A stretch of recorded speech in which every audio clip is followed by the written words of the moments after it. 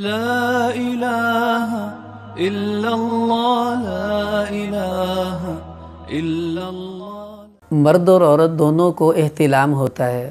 اگر روزے کی حالت میں کسی کو احتلام ہو گیا دن کے اندر روزے کی حالت میں، چاہے وہ مرد تھا یا عورت، تو اس سے روزہ فاسد نہیں ہوتا۔ آپ اٹھیے اور غسل کیجئے، آپ کا روزہ اپنی جگہ قائم ہے اور اسی طرح سارا دن آپ روزے سے گزاریں۔ لیکن اگر کسی نے یہ سمجھا کہ شاید احتلام کی وجہ سے روزہ ٹوٹ جاتا ہے اور اس نے اپنے آپ کو روزہ ٹوٹنے والوں میں شامل کر لیا اور بعد میں کچھ کھا لیا یا پی لیا، تو احتلام کی وجہ سے تو روزہ نہیں ٹوٹا تھا، لیکن اب جو جان بوجھ کر کھایا اور پیا ہے اس کی وجہ سے اس کا روزہ فاسد ہو جائے گا۔ اب اس روزے کو بعد میں قضا بھی کرنا پڑے گا۔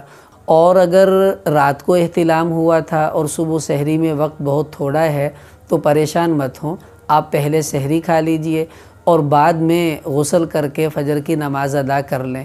ناپاکی کی حالت میں روزہ رکھنا جائز ہے، اس سے آپ کو پریشان نہیں ہونا چاہیے۔